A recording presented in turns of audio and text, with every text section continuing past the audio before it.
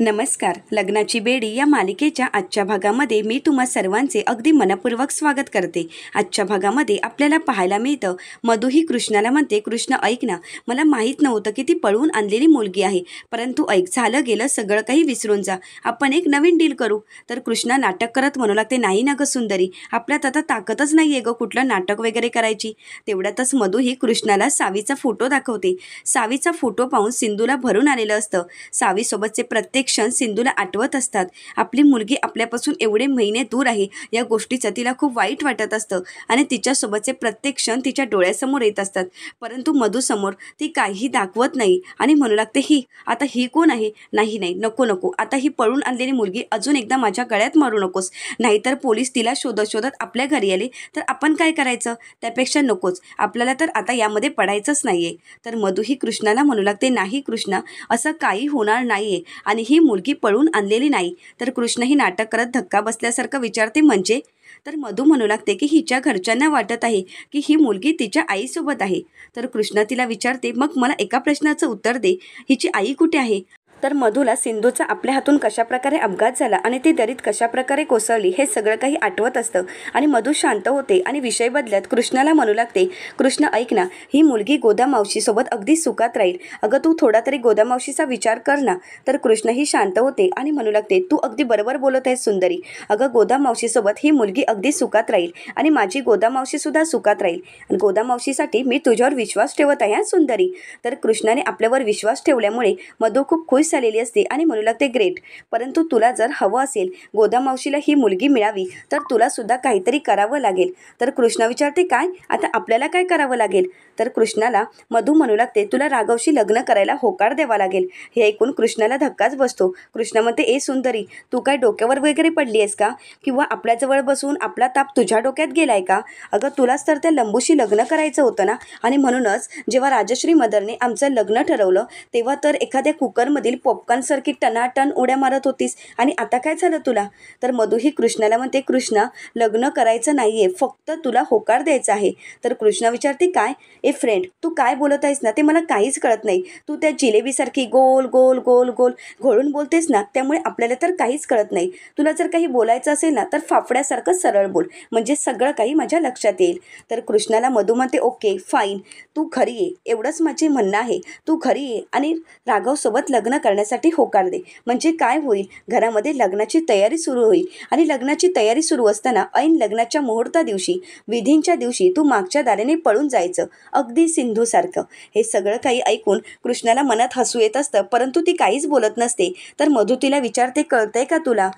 तर कृष्णा विचारते, हो, मला सगळं काही कळालं आहे, पण मग मला सांग, ती छोकरीचं काय? ती छोकरी आम्हाला कशी काय मिळणार आहे?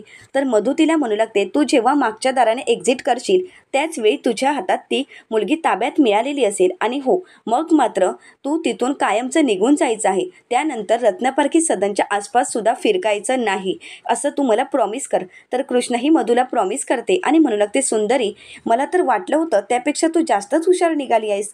तर मधु खूप खुश होते. सगळं काही मधुच्या प्लॅनप्रमाणे होत असतं असंच मधुला वाटत असतं आणि मधुच्या प्लॅनला कृष्णा साथ देत असते, कारण कृष्णाला फक्त सावी मिळण्याची खूप गरज असते आणि सावीसाठी ती सगळं काही करायला तयार होते आणि आता हे सगळं काही तिला आठवत असतं.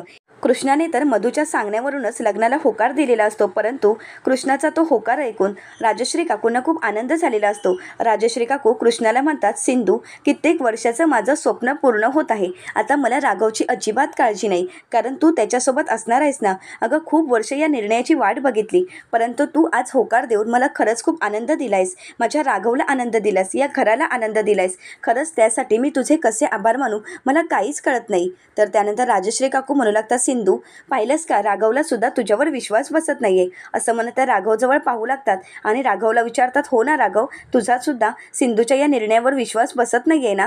तर राघवही म्हणू लागतो, हो ना, माझा सुद्धा विश्वास बसत नाहीये. तर त्यानंतर राजश्री काकू म्हणू लागतात, चला वहिनी, आता आपल्याला उद्यापासून तयारीला लागायला हवं. आपल्याला या दोघांचं लग्न अगदी धूमधडाक्यात लावून द्यायचं आहे. उद्यापासून आपल्याला तयारी करायला हवी. तर त्यानंतर राजश्री काकू म्हणू लागतात, उद्यापासून कशा कशाला, आजपासूनच, असं म्हणत राजश्री काकू म्हणतात चालेल ना वहिनी. तर रुक्मिणी काकू म्हणू लागतात हो ना चालेल ना. तर त्यानंतर राजश्री काकू म्हणतात आजपासून नाही आत्तापासूनच. आता मी यादी करायला घेते, म्हणजे कसं होईल सगळं काही प्लॅनप्रमाणे आपल्याला पूर्ण करता येतील. तर त्यानंतर त्या सिंधूला आवाज देत म्हणू लागतात सिंधू. तर राजश्री काकूंना राघव म्हणू लागतो आई आता तुला आरामाची गरज आहे आणि तिला सुद्धा आरामाची गरज आहे. अगं गप्पा तर नंतर होतच राहतील. राघवा राजश्री काकूंना जबरदस्तीने तिथून आराम करण्यासाठी घेऊन जात असतो आणि म्हणू लागतो चल आई आता तुला खरंच आरामाची गरज आहे, कारण तू अजून पूर्णपणे बरी झाली नाहीयेस आणि सर्वांनीच बाहेर चला, कारण या दोघींनाही आरामाची खूप गरज आहे. तर मधू ही कृष्णाजवळ पाहून हसत असते, कारण मधूचा प्लॅन पूर्ण झाल्यामुळे तिला खूप आनंद झालेला असतो. तर दुसरीकडे रुक्मिणी काकूंची खूप चिडचिड होत असते. रुक्मिणी काकू म्हणू लागतात दगडापेक्षा वीट मऊ असं झालंय. ती सिंधू परवडली परंतु कृष्णा नको. नुसतं उच्चांत मांडलंय त्या पोरीने या घरामध्ये. तर मधू ही काकूंना शांत करत म्हणू लागते काकू प्लीज तुम्ही शांत व्हा. तर काकू म्हणू लागतात कशी शांत होऊ सांग ना. अगं ती सिंधू नाही आहे, कृष्णा आहे. सिंधू आपली डॉक्टर होती आणि ही चोर आहे. या दोघींमध्ये जमीन आसमानाचा फरक आहे आणि अशी मुलगी माझ्या राघवची बायको म्हणून या घरात राहणार आहे ही कल्पना सुद्धा मला सहन होत नाही आहे. तर मधू ही काकूंना म्हणू लागते काकू अहो ती कृष्णा आहे हे फक्त आपल्याला माहिती आहे, परंतु आईंचं काय, त्यांना तर ती सिंधूच वाटत आहे ना. मग नीट तुम्ही विचार करा, जर आपण आईंना सांगितलं की ती कृष्णा आहे तर मग आईंना किती धक्का बसणार आहे. आणि तुम्ही राघवच्या लग्नाला जर विरोध केलात आणि हे सत्य तर आपल्याला मग आईंना सांगावंच लागणार आहे, मग ते त्यांना सहन होणार का, नाही. त्यांना तर या गोष्टीचा खूप मोठा धक्का बसेल. आणि काकू खरं तर आईंना हे सहनही होणार नाही. आणि समजा आईंना पुन्हा एकदा त्रास झाला तर आपण काय करणार आहोत. रुक्मिणी काकूंना सगळं काही पटत असतं. रुक्मिणी काकू म्हणू लागतात परंतु मला या लग्नाचं खरंच काही पटत नाहीये. मला राजश्रीची काळजी आहे परंतु हे लग्न मला खरंच पटत नाहीये. ती मुलगी आणि माझ्या राघवच्या आयुष्याचा प्रश्न आहे, परंतु राघव तर काहीच बोलत नसतो. रुक्मिणी काकूंना राघवची खूप काळजी वाटत असते.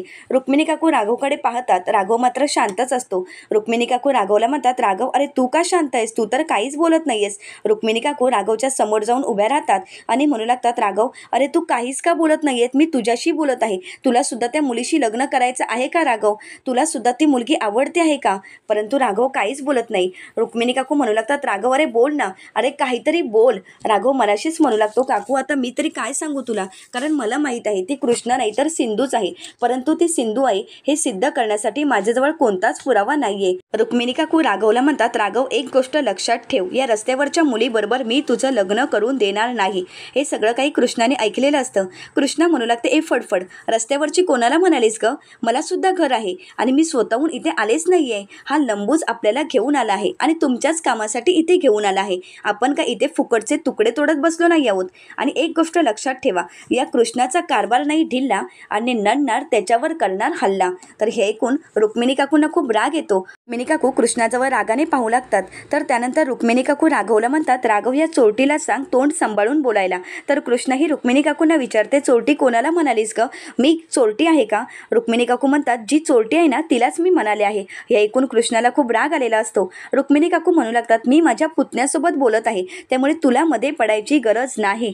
राघवा अरे राणीसोबत लग्न करायचं सोडून हिच्यामध्ये तू काय पाहिलंयस आणि हिच्यासोबत लग्न करण्याचा निर्णय तू कसा काय घेतलायस. राघव तुला कळत कसं नाहीये, अरे तू खरंच खूप मोठी चूक करत आहेस, परंतु तुला एवढं समजावूनही समजत नाहीये का. तर कृष्णा म्हणू लागते ए फडफड, मला एका प्रश्नाचं उत्तर देणार का. तर रुक्मिणी काकू म्हणू लागतात नाही देणार मी तुझ्या प्रश्नाचं उत्तर. रुक्मिणी काकूंना कृष्णा म्हणू लागते तरी पण मी तुला प्रश्न विचारणारच. आमच्या लग्नाला होकार देण्यासाठी तू किती रोकड घेणार आहेस, बोल ना किती रोकड घेणार आहेस. अगं घाबरू नको सांग मला. रुक्मिणी काकू म्हणू लागतात पैसे. अगं तू स्वतःला बदललास ना तरी माझं उत्तर बदलणार नाही. तू कितीही प्रयत्न केलास तरी माझं उत्तर कधीच बदलणार नाही. तर कृष्णा म्हणू लागते काहीतरी असेलच ना. हाय असं काहीच नाहीये आणि अशक्य असं कृष्णासाठी काहीच नाहीये. तू बोलून तरी बघ ना, तू जे बोलशील ते मी करायला तयार आहे. रुक्मिणी काकू म्हणतात ठीक आहे, मग तुला जर या घराशी नातं जोडायचं असेल तर माझं ऐक, माझी एक परीक्षा तुला द्यावीच लागणार आहे. तर कृष्णा म्हणते बोल ना, मी तयार आहे परीक्षा द्यायला. रुक्मिणी काकू कृष्णाला म्हणतात मग रेश्मा आणि ऋषभमधील दुरावा कमी करून त्यांना जर एकत्र आणलं तरच मी तुम्हा दोघांचं लग्न करून देईल. हे ऐकून मधूला धक्का बसलेला असतो. मधू म्हणते काकू हे कसं शक्य आहे, हे खरंच खूप कठीण आहे. तर रुक्मिणी काकू मधूला म्हणू लागतात तू मध्ये बोलू नकोस राणी. तेवढ्यातच तिथे रेश्मा येते आणि म्हणू लागते पण मी मध्ये बोलू शकते ना. काकू हा माझा आणि ऋषभचा प्रॉब्लेम आहे आणि त्यामुळे घरातील कोणीही त्यामध्ये पडू नका. सत्य कोणालाच माहीत नाहीये. जे झालं त्यामुळे मी ऋषभला कधीही माफ करणार नाही, त्यामुळे या सगळ्यामध्ये कोणीही पडायची गरज नाही. हे ऐकून रुक्मिणी काकू शांत होतच होतात. तर रागाने रेश्मा तिथून निघून जाते. तर त्यानंतर कृष्णा म्हणू लागते, ए फडफड, ही कसली बोलली ना, ही जे काही बोलली आहे ना ते आपल्या दिलालाच लागलं. परंतु तू बोललीस ना, मग मी चॅलेंज एक्सेप्ट केलं आहे. आता लवकरात लवकर तू माझा सून म्हणून स्वीकार करशील आणि धूमधडाक्यात आमचं लग्न लावून देणार एवढं मात्र नक्की. हे ऐकून रुक्मिणी काकूंना धक्काच बसलेला असतो. तर कृष्णाने पूर्णपणे चॅलेंज स्वीकारलेलं असतं. त्यामुळे मधूला सुद्धा धक्का बसलेला असतो. मधू ही कृष्णाकडे रागाने पाहू लागते आणि रुक्मिणी काकू रागानेच तिथून निघून जातात. तर त्यानंतर कृष्णाही आपल्या रूममध्ये येते आणि म्युझिक चालू करून त्यावर डान्स करत असते. तेवढ्यातच तिथे राघव येतो. तर कृष्णाही राघवला म्हणते, लंबू तू मध्ये मध्ये काय येत असतोस रे प्रत्येक वेळी? ज्यावेळी मी म्युझिक चालू करते, डान्स करत असते, माझा मूड फ्रेश असतो, त्याच वेळी तुला मध्ये यायचंच असतं. परंतु राघव काही न ऐकून घेता दरवाजा बंद करत असतो. तर कृष्णा त्याला म्हणते, हे काय चालू आहे? तू दरवाजा वगैरे का बंद करत आहेस? राघव तिचं काही न ऐकून घेता तिच्या जवळ जाण्याचा प्रयत्न करत असतो. तर कृष्णाही राघवपासून दूर जाण्याचा प्रयत्न करते आणि राघवला म्हणते, नाही नाही, मला टच वगैरे काही करायचं नाही. तर राघव म्हणतो, परंतु आता आपलं लग्न ठरलंय ना, मग तू का घाबरतेस? मग तू एवढं दूर जाण्याचा का प्रयत्न करत आहेस? परंतु कृष्णा काहीच बोलत नाही. राघव विचारतो, काय झालं आहे? तुझ्या डोक्यात नक्की काय चालू आहे आणि आता तू काय करणार आहेस? तर कृष्णा म्हणते, मी काय करणार आहे? मी तर काहीच करणार नाही. राघव म्हणतो, हो का, तू काहीच करणार नाही आहेस ना? परंतु मला एका प्रश्नाचं उत्तर दे. ज्यावेळी मी तुला बोलवण्यासाठी तुझ्या घरी आलो होतो तेव्हा मात्र तुला माझं काहीच ऐकायचं नव्हतं आणि तेव्हा तर तू वेगळंच वागत होतीस आणि अचानक असा बदल तुझ्यामध्ये कसा झाला आहे? मला खरं सांग, तू नक्की तुझ्या डोक्यामध्ये काय चालू आहे? तर कृष्णाही राघवसोबत प्रेमाचं नाटक करत म्हणू लागते, ए लंबू, तू माझ्यावर डाऊट वगैरे घेतोयस का? अरे तूच तर बोलत होतास ना की मी तुला आवडत आहे, सिंधूपेक्षा भारी आहे, आणि तूच तर माझ्या प्रेमात पडला होतास ना. मग तू सुद्धा खूप भारी आहेस, सल्लूपेक्षा भारी आहेस. अरे तुझं आणि माझं कनेक्शन अगदी परफेक्ट आहे लंबू. अरे स्वतःच तर तू माझ्या प्रेमात पडला होतास आणि आता स्वतःच तू डाऊट घेत आहेस. लंबू, अरे तुझ्या मनात काय चालू आहे मला काहीच कळत नाही. असं म्हणत कृष्णाही राघवच्या जवळ जाण्याचं नाटक करू लागते. राघव म्हणू लागतो, प्लीज दूर हो. कृष्णा म्हणते, नाही, आता तर तू मला खूप आवडतोयस. तर राघव विचारतो, परंतु त्या सल्लूचं काय? तर कृष्णा म्हणते, सल्लूला तर ब्रेकअप करायची खूप सवय आहे ना, मग एका ब्रेकअपने त्याला काहीच फरक पडणार नाही. तर राघव सिंधूच्या नकळतच तिथून निघून जातो. तर सिंधू त्याला थांबवण्याचा प्रयत्न करत असते, परंतु राघव काही तिथे थांबत नाही, तो निघून जातो.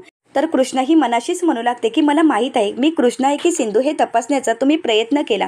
तुम्ही कृष्णावर प्रेम आहे याचं खोटं नाटकही केलं होतं, कारण तुम्हाला माझ्यावर संशय आला होता. या सगळ्या गोष्टीची मला कल्पना आहे, परंतु सावी मिळेपर्यंत तुम्ही प्लीज थांबा राघव. त्यानंतर मी तुम्हाला सगळं काही खरं सांगणार आहे. तर त्यानंतर कृष्णाही सोप्यावर झोपलेली असते. तर मधू तिला उठवण्याचा प्रयत्न करत असते. तेवढ्यातच कृष्णाही दचकून उठते आणि म्हणू लागते, काय झालं, कोण दचकलंय का? तर मधू विचारते, काय? तर कृष्णा म्हणते, नाही म्हणजे कोणी खपलंय का? तू असं अचानक मला उठवलं आहेस. तर मधू म्हणते, असं काही झालेलं नाहीये. तर कृष्णा विचारते, मग तू मला झोपेतून का उठवलं आहेस? तर मधू म्हणू लागते, मला एका प्रश्नाचं उत्तर दे. घरात एवढं सगळं घडत असताना तुला झोपच कशी लागते? तर कृष्णा तिला म्हणते, कशी लागते म्हणजे अशी लागते. असं म्हणत कृष्णाही पुन्हा एकदा झोपी जाते. तर मधू म्हणू लागते, अगं कृष्णा उठ, मला तुझ्याशी बोलायचं आहे. तर कृष्णा म्हणू लागते, अगं बोल ना, मी सगळं काही ऐकत आहे, मला सगळं काही ऐकायला येत आहे, तू फक्त बोल. तर त्यानंतर मधू म्हणू लागते, मला एक सांग, तू हे चॅलेंज का स्वीकारलं आहेस? ते चॅलेंज तुला जमणार आहे का पूर्ण करायला? तर कृष्णा म्हणू लागते, अगं ते उद्या बघू ना, आता कशाला माझं डोकं मॅड करतेस? आता मला झोपू दे ना यार. रात्रीच्या वेळी आपला मेंदू ना पूर्णपणे डाऊन होतो आणि त्यामुळे आपल्याला तर काहीच सुचत नाही. त्यामुळे आपल्याला जे काही बोलायचं आहे ना ते आपण उद्या बोलू. आणि तसंही मी ते चॅलेंज स्वीकारलं आहे, त्याचं तू एवढं काही टेन्शन घेऊ नकोस. तर मधू म्हणू लागते, हे सगळं काही तू लाईटली घेऊ नकोस, हे सगळं सोपं नाही आहे. परंतु कृष्णा काहीच बोलत नाही आणि ती झोपी गेल्याचं नाटक करते. तर त्यानंतर मधू मनाशीच म्हणू लागते, हिला काय वाटतंय मला काहीच कळत नाही आहे. रेश्माला आणि ऋषभला एकत्र आणणं तेवढं सोपं काम नाही आहे. तर पुढील भागामध्ये आपल्याला पाहायला मिळतं, कृष्णाही रेश्माच्या हातामध्ये एक फाईल देते आणि म्हणू लागते की आपण तुझ्यासाठी एक गोष्ट आणली आहे. रेश्मा पाहते तर ते डिवोर्स पेपर असतात. डिवोर्स पेपर पाहून रेश्मालाही धक्का बसलेला असतो, परंतु रेश्मा कुठल्याही गोष्टीचा न विचार करता त्या डिवोर्स पेपरवर सह्या करते. तर त्यानंतर कृष्णाही ऋषभला म्हणू लागते, ए भावड्या, आता तिने तर सह्या केल्या, तू पण कर ना.